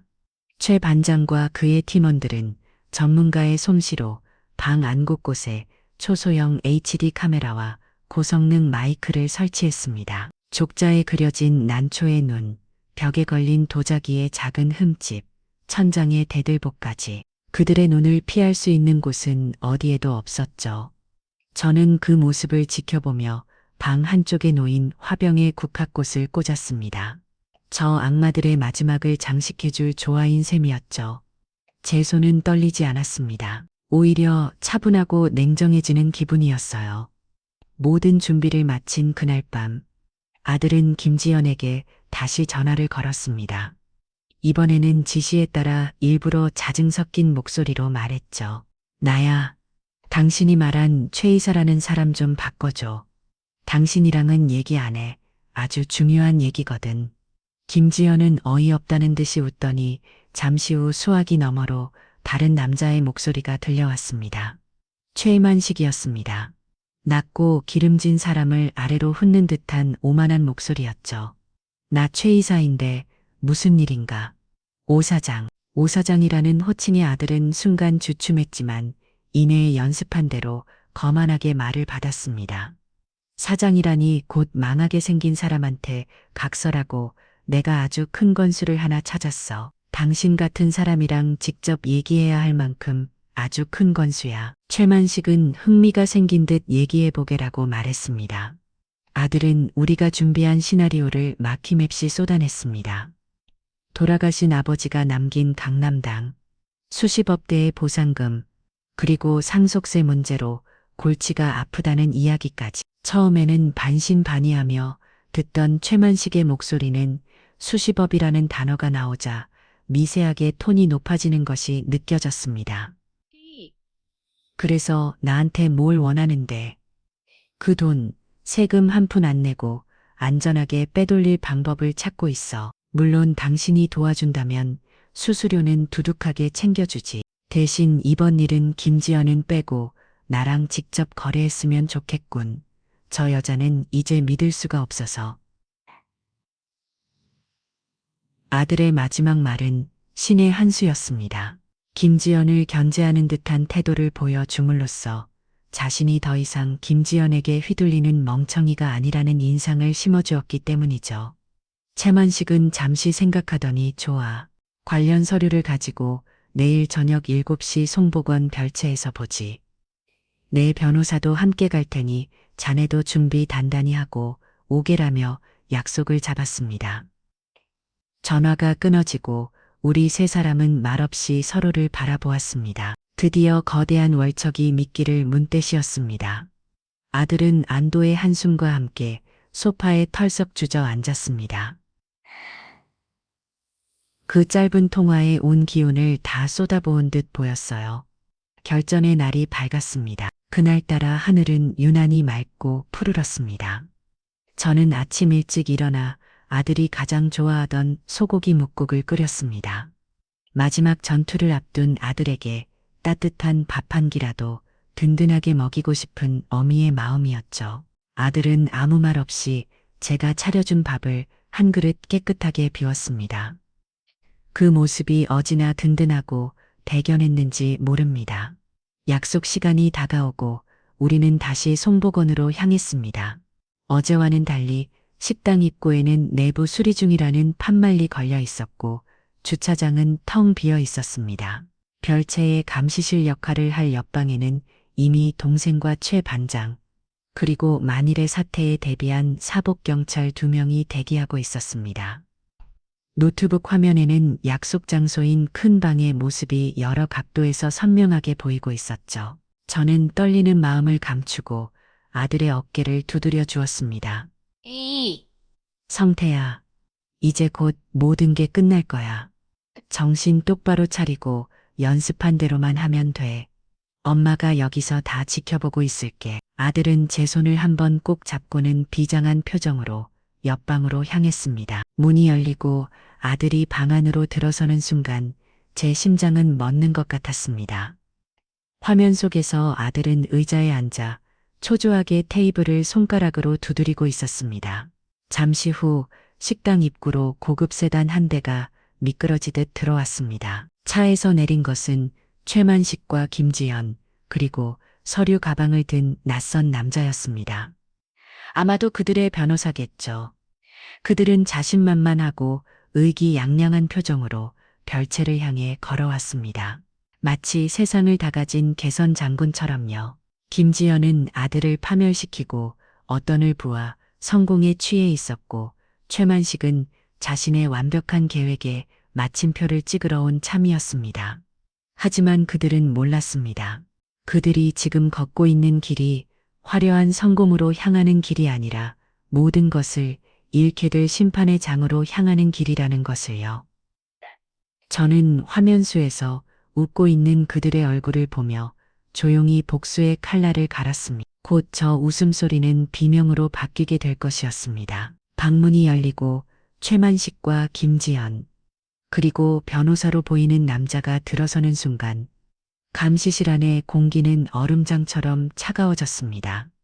저는 제 숨소리가 마이크를 통해 저들에게 들릴까봐 저도 모르게 입을 틀어 맞았어요. 옆에 앉은 동생 민석이의 어깨는 단단하게 굳어 있었고 최 반장은 날카로운 눈으로 노트북에 여러 화면을 번갈아 확인하고 있었습니다. 화면 속의 아들은 자리에서 일어나 그들을 맞았습니다. 최만식은 방안을 한번 휙 둘러보더니 만족스러운 듯 고개를 끄덕이며 아들에게 손을 내밀었습니다. 오 사장 배포가 아주 대단하구만. 이런 좋은 장소를 다 알고 말이야. 아들은 그의 손을 맞추자 보며 연습한 대로 비릿한 미소를 지어 보였습니다. 최 이사님만큼이야 하겠습니까? 그 짧은 대화 속에서 보이지 않는 귀싸움이 팽팽하게 오갔습니다. 김지연은 제 전 남편 옆에 바삭 붙어서 저를 향해 보란 듯이 승자의 미소를 짓고 있었습니다. 제가 아닌 제 아들을 향한 미소였지만 그 칼날은 정확히 제 심장을 향하고 있었죠. 자리에 앉자마자 최만식은 본론으로 들어갔습니다. 그래서 그 대단하다는 강남 땅 서류부터 한번 구경해 볼까? 아들은 태연하게 서류 가방에서 우리가 준비한 위조 서류들을 꺼내 테이블 위로 밀었습니다. 최만식의 변호사가 서류를 받아들고 꼼꼼하게 검토하기 시작했어요. 한 장 한 장 넘어갈 때마다 제 심장이 쿵쿵거렸습니다. 만약 저 서류가 가짜라는 것을 들키기라도 하면 모든 것이 끝장이었습니다. 시간은 영원처럼 길게 느껴졌습니다. 마침내 서류 검토를 마친 변호사가 최만식의 귀가에 무언가 속삭였습니다. 그러자 최만식의 얼굴에 탐욕스러운 미소가 번졌습니다. 좋아. 서류는 아주 깨끗하고 이 정도면 믿고 거래할 만 하겠어. 덫에 완벽하게 걸려든 것이었습니다. 안도의 한숨을 내쉬는 저와는 달리 동생과 최 반장의 얼굴은 여전히 굳어 있었습니다. 진짜 중요한 것은 지금부터였으니까요. 자, 그럼 이제 우리 쪽 계획을 설명해 주지. 최만식은 시간을 꺼내 불을 붙이고는 연기를 길게 내뿜으며 자신의 범죄 계획을 의기양양하게 설명하기 시작했습니다. 그 내용은 제가 상상했던 것보다 훨씬 더 악랄하고 치밀했습니다. 일단 오 사장 당신 이름으로 유령 회사를 하나 설립할 거야. 서류상으로만 존재하는 페이퍼 컴퍼니지. 그리고 당신 어머니한테서 받은 보상금을 전부 그 회사 자본금으로 입금시키는 거야. 그 돈으로 우리는 해외 자원 개발 사업에 투자하는 것처럼 위장해서 여러 단계를 거쳐 자금을 세탁한 뒤 깨끗한 돈으로 만들어서 빼돌릴 거네. 물론 그 과정에서 생기는 모든 세금, 폭탄과 법적 책임은 누구 앞으로 갈까? 최만식은 비열하게 웃으며 아들을 쳐다보았습니다. 아들은 굳은 얼굴로 아무 말도 하지 않았어요. 김지연이 옆에서 끼어들며 코소리를 냈습니다. 당연히 우리 상태시 앞으로 가지. 사장님인데 그 정도 책임은 져야지. 안 그래? 그들은 마치 재미있는 연극이라도 보는 것처럼 깁길거렸습니다. 저는 이어폰을 통해 들려오는 그 웃음소리에 피가 거꾸로 쏟는 것 같았습니다. 최만식의 설명은 계속되었습니다. 자금 세탁이 완벽하게 끝나면 그 회사는 부도를 내버릴 거야. 그럼 오 사장 당신은 수백억 대의 세금 체납에 외환관리법 위반, 횡령 및 배임 혐의까지 뒤집어쓰게 되겠지. 하지만 걱정 마. 우리가 유능한 변호사를 붙여줄 테니 심심이야 같은 걸로 잘 둘러대면 징역 한 10년 살고 나오면 될 거야. 10년 뒤에 나오면 우리가 섭섭지 않게 챙겨주지. 안 그런가 김 실장. 최만식의 말에 김지연은 교타를 부리며 대답했습니다. 그럼요. 이사님, 우리 성태 씨, 제가 평생 책임져야죠. 그 말을 하는 김지연의 얼굴에는 죄책감이라고는 눈곱만큼도 찾아볼 수 없었습니다. 오히려 이 모든 상황을 즐기고 있는 듯 보였어요. 저는 더 이상 참을 수가 없었습니다. 당장이라도 저 방에 문을 부수고 들어가 저 악마들의 머리채를 잡고 싶었지만 동생이 제 어깨를 강하게 누르며 저지했습니다. 아직이었습니다. 결정적인 한 방이 남아 있었죠. 화면 속의 아들은 그 모든 끔찍한 계획을 듣고도 믿음도 하지 않았습니다. 그러더니 마침내 마지막 질문을 던졌습니다. 모든 것을 끝낼 단 하나의 질문이었죠. 그럼 저는 어떻게 되는 건데? 아들의 목소리는 낮고 차분했습니다. 그 목소리가 방 안에 울려 퍼지는 순간 저는 숨을 멈췄습니다. 김지연은 그런 아들이 가소롭다는 듯이 혹은 불쌍하다는 듯이 웃으며 말했습니다. 그녀의 입에서 나온 말은 제 평생 잊지 못할 가장 잔인하고 악독한 말이었습니다. 걱정 마, 자기. 감옥에서 몇 년 살다 나오면 되지. 우리가 밖에서 잘 챙겨줄게. 변호사도 제일 좋은 사람으로 붙여주고 원래 세상 일이라는 게 다 힘 있는 사람이 이기는 거 아니겠어? 당신은 그냥 우리 성공을 위한 좋은 발판이 되어진다고 생각해. 영광 아니야? 이 바보 같은 사람아, 발판. 그 말이 나오는 순간 동생 민석이가 옆에 있던 최 반장에게 눈짓을 보냈습니다. 최 반장은 조용히 무전기에 대고 말했습니다. 진입. 바로 그 순간이었습니다. 열차의 문들이 동시에 거친 소리를 내며 활짝 열렸습니다. 약속이라도 한 듯 사방에서 사복 경찰들이 쏟아져 들어왔습니다. 일기양양하게 시가를 피우던 최만식의 얼굴이 경악으로 물들었고 제 아들에게 아양을 떨던 김지연의 얼굴은 새하얗게 질려버렸습니다. 꼼짝마 정부 사기미 사문서 위조 혐의로 체포한다. 동생의 우렁찬 목소리가 방 안에 울려 퍼졌습니다. 최만식과 그의 변호사 그리고 김지연의 손목에 차가운 쇠고랑이 채워졌습니다. 최만식은 이게 무슨 짓이야? 당신들 뭐야? 보라며 거세게 저항했지만 경찰들에게 제압당해 꼴사납게 바닥에 날린 굴었습니다. 김지연은 그 순간까지도 상황 파악이 되지 않는 듯 멍한 표정으로 서 있었습니다. 그러다 감시실의 문이 열리고 제가 천천히 걸어 나오는 것을 보고는 그제야 모든 것을 깨달은 듯 얼굴이 유그러졌습니다. 그녀의 눈이 저를 발견하고는 믿을 수 없다는 듯 그리고 이내 세상의 모든 증오를 담으듯 저를 쏟아보았습니다. 어머니, 그녀의 입에서 나온 마지막 말은 질문이 아닌 단말마의 비명에 가까웠습니다. 저는 아무 말도 하지 않았습니다. 그저 차갑고 무표정한 얼굴로 바닥에 주저앉아 저망하는 그녀를 내려다볼 뿐이었죠. 어떤 동정도 어떤 연민도 느껴지지 않았습니다. 그저 지독했던 악연이 마침내 끝났다는 안도감과 모든 것을 되찾다는 차가운 희애. 많이 제 온몸을 감싸고 있었습니다. 경찰들에게 끌려나가던 김지연은 마지막으로 제게 악을 썼습니다. 당신이 다 망쳤어. 내가 당신 가만 안 둘 거야. 저는 그 추악한 발악을 들으며 처음으로 입을 열었습니다. 내 인생은 내 탐욕이 망친 거야. 그리고 내 아들 인생은 이제 내가 되찾을 거고.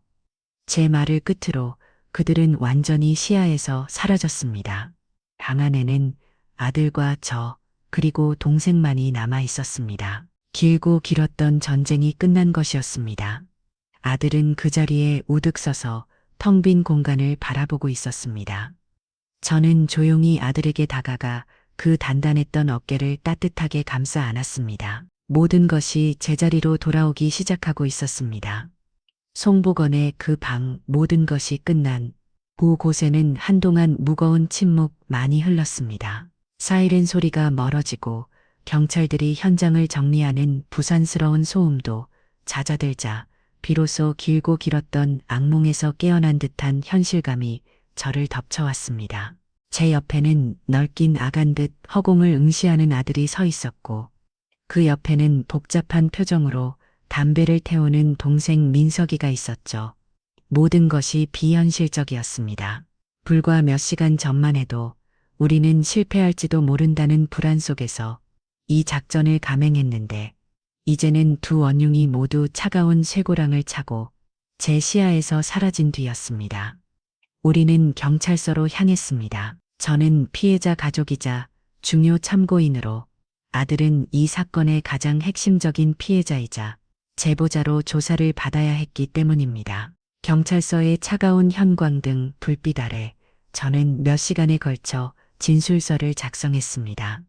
3년 전 김지연을 처음 만났던 그날부터 오늘 이 순간까지 제가 보고 느끼고 의심했던 모든 것들을 남김없이 쏟아냈습니다. 제 기억 속에서 희미해졌던 그 아이의 교활한 눈빛, 탐욕스러운 질문, 아들을 교묘하게 고립시키던 말 한마디 한마디가 되살아나 예리한 증언이 되어 수사관의 노트북에 기록되었습니다. 제 이야기를 듣던 젊은 수사관은 어머님의 직감이 아드님을 구한 거나 마찬가지입니다. 라며 혀를 내둘렀죠. 복도를 지날 때 언뜻 열린 취조실 문틈으로 김지연의 악쓰는 소리가 들려왔습니다. 나는 억울해요.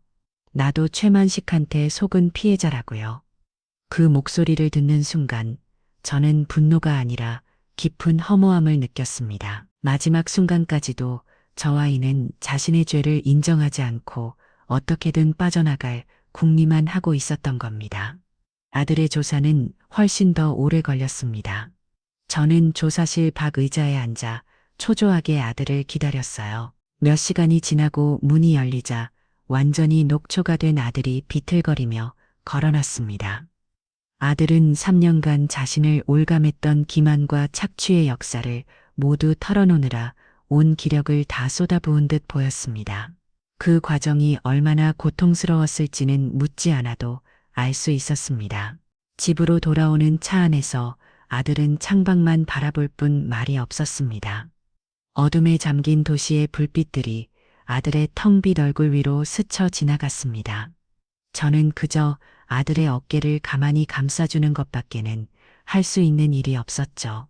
다음 날 아침 우리는 뉴스에서 강남 재력가 노린면에 이 홈테크 사기단 검거라는 자극적인 제목의 기사를 마주해야 했습니다. 모자이크 처리되었지만 누가 봐도 김지연과 최만식의 얼굴이었고 사건의 개요가 상세하게 보도되었죠.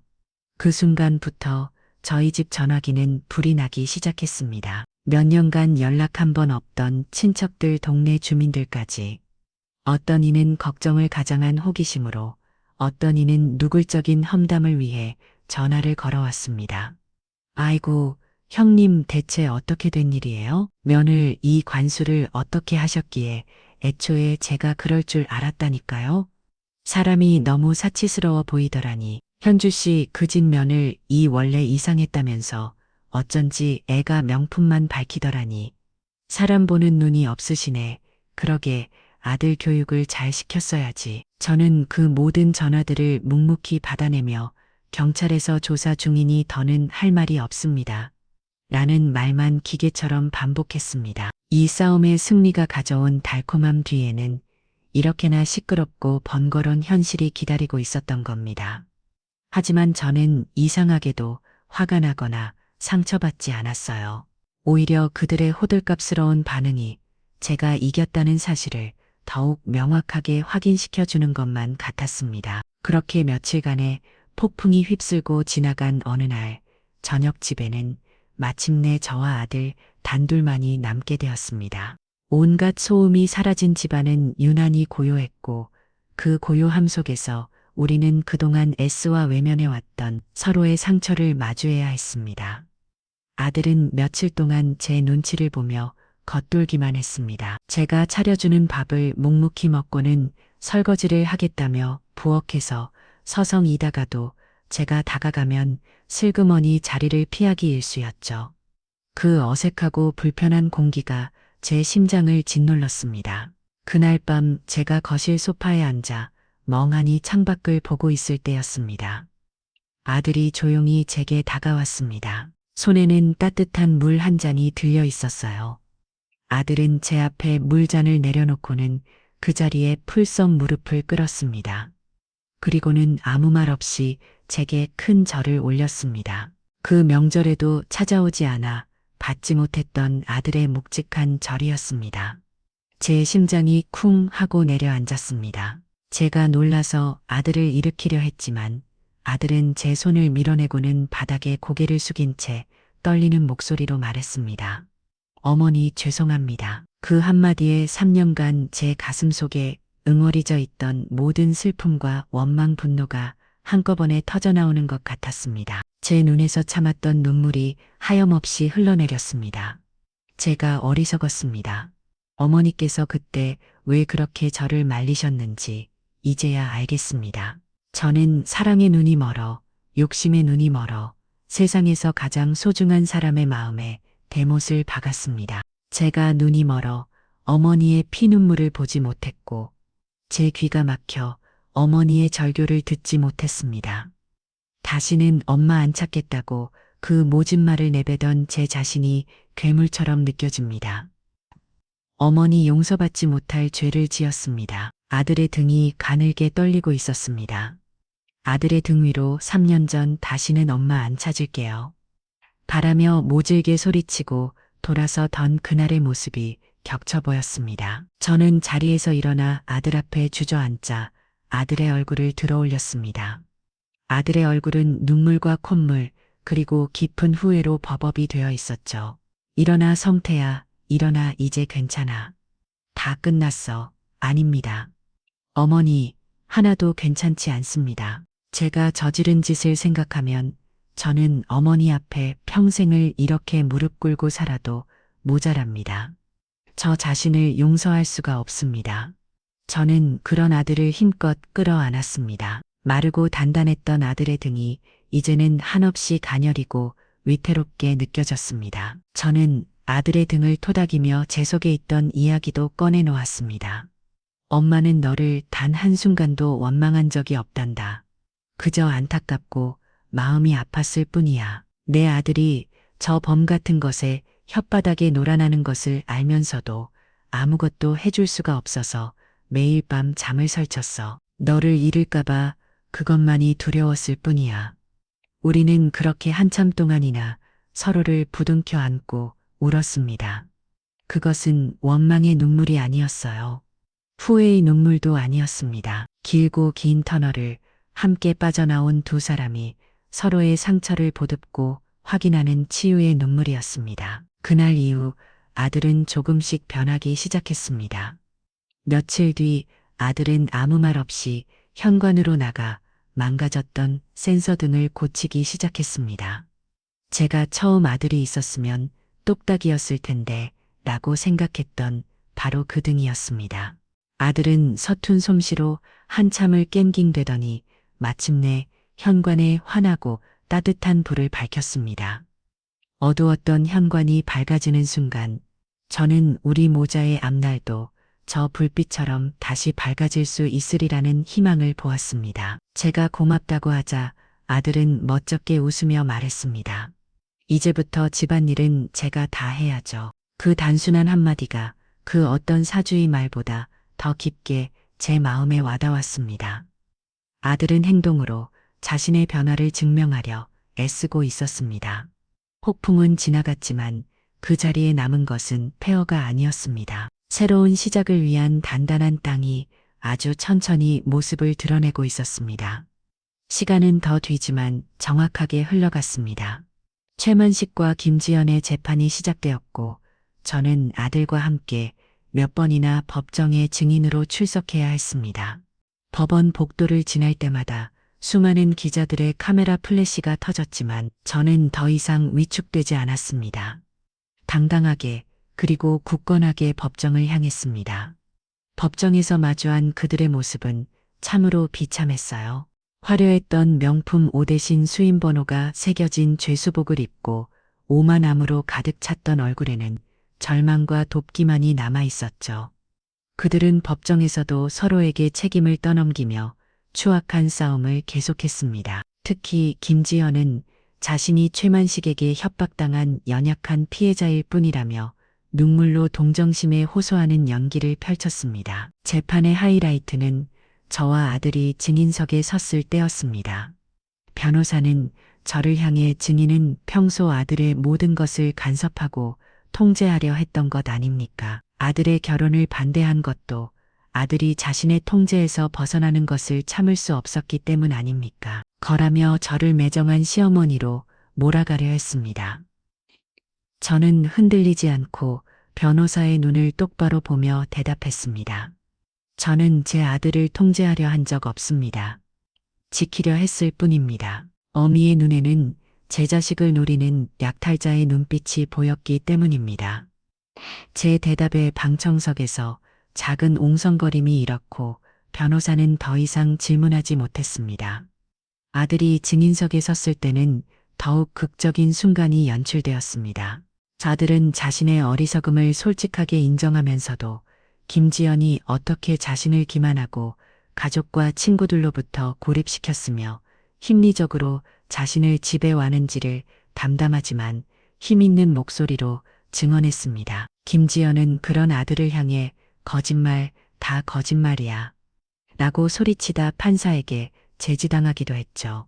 하지만 결정적인 증거는 우리가 제출한 녹취 파일이었습니다. 걱정 마, 자기. 감옥에서 몇 년 살다 나오면 되지.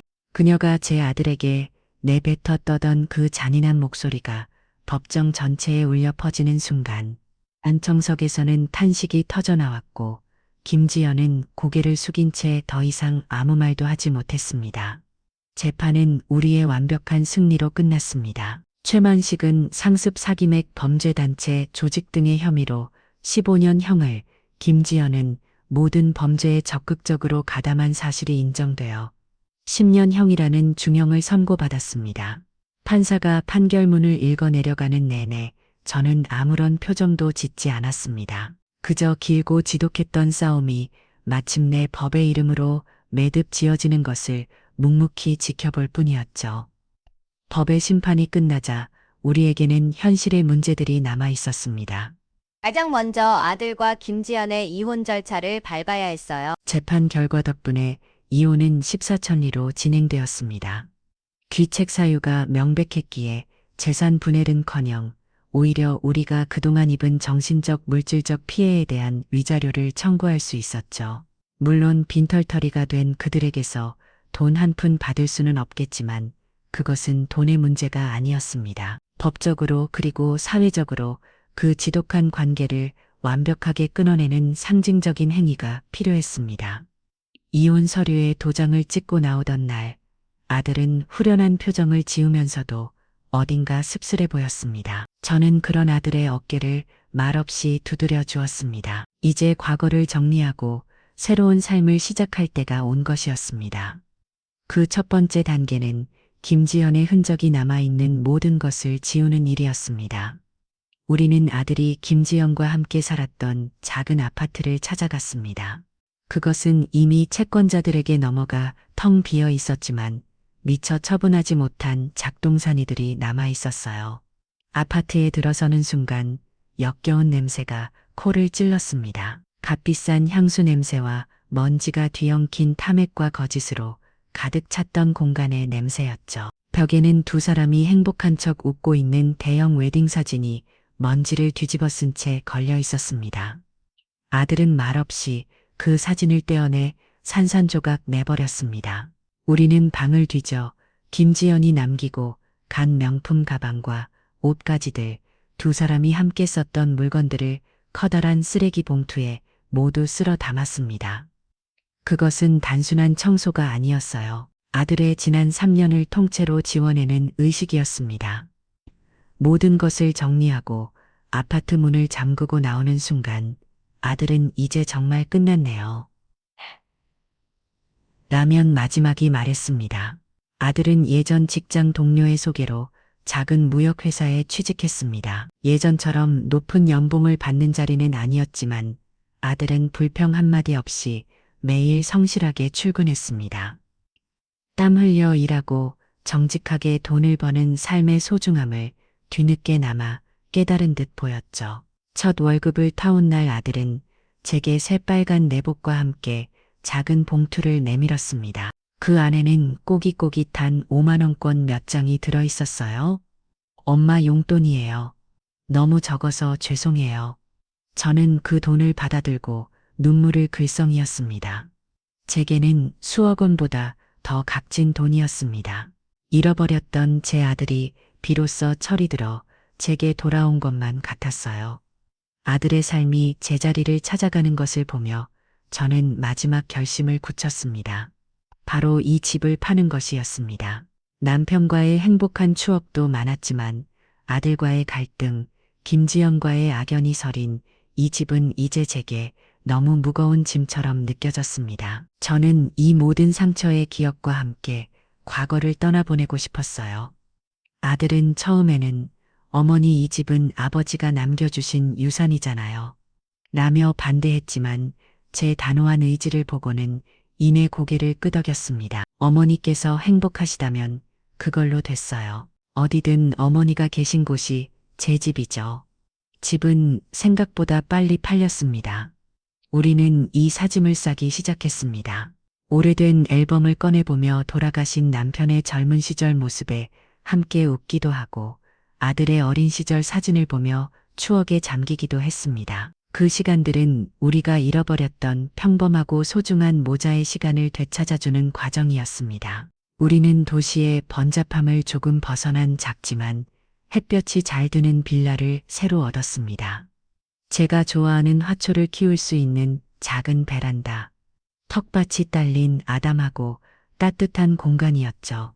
이 사짐을 모두 풀고 텅빛 거실에 아들과 마주 앉았을 때 창문으로 쏟아져 들어오는 저녁 햇살이 우리를 따뜻하게 감싸주었습니다. 저는 그 햇살 속에서 지글지글댔던 과거가 완전히 저물고 새로운 희망의 시간이 시작되고 있음을 느낄 수 있었습니다.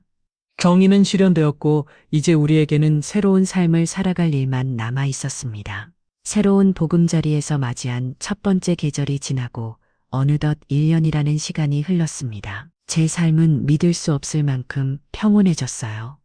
저는 아침에 일어나 베란다 텃밭에 물을 주는 것으로 하루를 시작합니다. 방울토마토가 아이들 볼처럼 빨갛게 익어가고 상추가 파륙파륙하게 돋아나는 모습을 보는 것이 요즘 제 삶의 가장 큰 기쁨 중 하나가 되었죠. 복잡했던 인간관계도 대부분 정리했습니다. 이제 제 곁에는 저를 진심으로 아껴주는 동생 민석이와 몇몇 오랜 친구들, 그리고 무엇보다 소중한 제 아들 성태만이 남아 있었습니다. 그 간결해진 관계가 제 마음을 얼마나 가볍게 만들어 주었는지 모릅니다. 아들은 주말마다 저희 집을 찾아왔습니다. 이제 아들의 방문은 제게 어색한 의무가 아닌 손꼽아 기다려지는 즐거움이 되었어요. 아들은 찾아올 때마다 의뢰의 제 텃밭에 흙을 갈아주기도 하고 말썽을 부리는 현관 센서 등을 말없이 갈아 끼워주기도 했습니다. 한 번은 아들이 서툰 솜씨로 집안의 선반을 달았는데 누가 봐도 한쪽으로 기운 것을 보고 제가 타박을 주었습니다. 성태야, 선반이 기울었자니 저기에 컵이라도 올려놓으면 다 쏟아지겠다. 그러자 아들은 짐직 진지한 표정을 지으며 대답했죠. 아니에요, 엄마. 이건 피사의 선반이라고 최신 인테리어 트렌드예요. 일부러 이렇게 비대칭의 미학을 살리는 거라고요. 저는 어이가 없어 피사의 사탑이겠지. 무슨 피사의 선반은 얼른 다시 봐봐. 뭐라고 핀잔을 주었고 우리는 한참 동안이나 배를 잡고 웃었습니다. 그 웃음소리 속에서 우리는 아주 천천히 하지만 단단하게 예전의 모습으로, 아니 그보다 더 견고한 모습으로 돌아가고 있었습니다. 저는 동네 주민센터의 원예 교실에도 나가기 시작했습니다. 흙을 만지고 비슷한 연배의 사람들과 시시콜콜한 이야기를 나누는 것이 제 삶의 새로운 활력이 되었죠. 그곳에서 저는 제 이야기를 털어놓지는 않았지만 사람들은 그저 묵묵히 제 곁을 지켜주었습니다. 함께 상추를 나눠 먹고 꽃 모종을 교환하며 만들어가는 소박한 관계들이 제 마른 마음의 단비처럼 스며들었습니다. 그러던 어느 날 오후 우편함에 낯선 편지 한 통이 꽂혀 있었습니다. 발신인의 주소는 교도소였습니다. 김지연에게서 온 편지였죠. 순간 심장이 덜컥 내려앉았지만 저는 담담하게 편지를 집어들고 들어와 식탁에 앉아 봉투를 뜯었습니다. 편지의 내용은 제 예상에서 한치도 벗어나지 않았어요.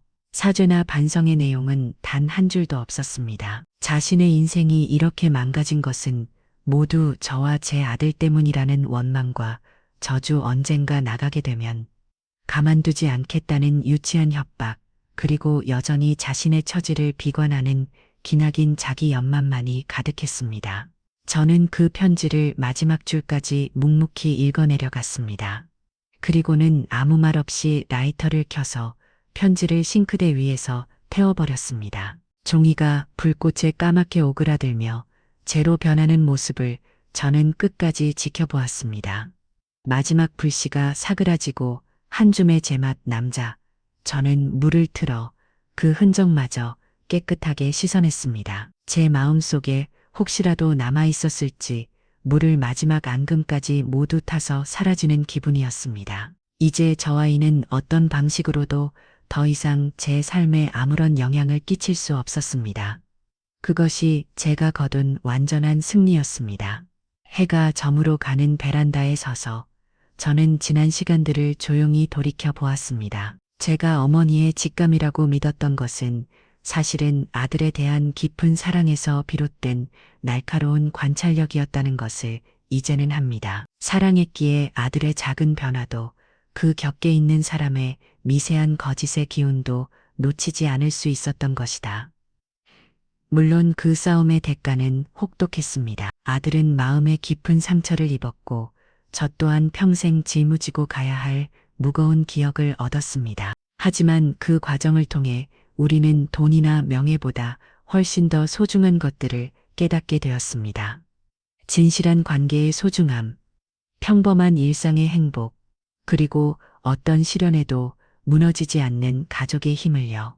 어느 주말 저는 아들과 함께 남편의 산소를 찾아갔습니다. 몇 년 만에 함께 가는 길인지 몰라요. 우리는 묘소의 작초를 뽑고 비석을 깨끗이 닦았습니다. 저는 국화꽃을 바치며 남편에게 그간의 이야기를 모두 들려주었습니다. 여보, 나 잘했죠? 당신이 남겨준 우리 아들, 내가 지켜냈어요. 이제 저 아이 진짜 어른이 된 것 같아요. 제 옆에 서 있던 아들도 조용히 말했습니다. 아버지 죄송합니다. 그리고 지켜봐 주세요. 이제는 제가 어머니 꼭 행복하게 해드릴게요. 우리는 한참 동안이나 말없이 서서 불어오는 바람을 맞았습니다. 그 바람이 마치 남편의 따뜻한 위로처럼 느껴졌습니다. 그날 저녁 집으로 돌아오는 길에 아들이 저를 보며 말했습니다. 엄마 고맙습니다. 다시 살게 해주셔서요. 저는 아들의 손을 꼭 잡았습니다. 그리고 며칠 뒤 아들이 퇴근길에 저희 집에 들렸습니다. 아들의 손에는 작은 화분 하나가 들려 있었어요. 제가 언젠가 지나가는 말로 보라색 라벤더 향기가 참 좋더라 라고 했던 것을 기억하고 사온 것이었습니다. 엄마, 텃밭 이것도 한번 심어보세요. 향기가 좋대요. 밤에 잠도 잘 온다던데요. 아들은 멋쩍게 웃으며 제게 화분을 내밀었습니다. 저는 그 화분을 받아들고 아들의 세심한 마음 쓴 수비가 너무나 예뻐서 가슴이 뭉클했습니다. 예전에 아들이었다면 값비싼 선물로 제 마음을 사려 했을지도 모릅니다. 하지만 지금의 아들은 제 말 한마디를 허투루 듣지 않고 마음에 담아두는 사람이 되어 있었습니다. 우리는 베란다에 나란히 앉아 제가 새로 끓인 대추차를 마셨습니다. 노을이 붉게 물드는 하늘을 바라보는 아들의 얼굴에 아주 환한 미소가 걸려 있었습니다. 그것은 지난 몇 년간 제가 단 한 번도 보지 못했던 어떤 그놀도, 어떤 아픔도, 어떤 거짓도 섞이지 않은 어린 시절의 그 소년처럼 순수하고 행복한 진짜 미소였습니다. 저는 그 미소를 보는 순간 잃어버렸던 세월과 가슴에 박혔던 대못의 상처를 모두 보상받는 기분이었습니다. 제 아들의 진짜 미소, 그것이야말로 제가 그 길고 어두웠던 터널을 지나와 마침내 제 손에 넣은 세상에서 가장 값지고 눈부신 보물이었습니다.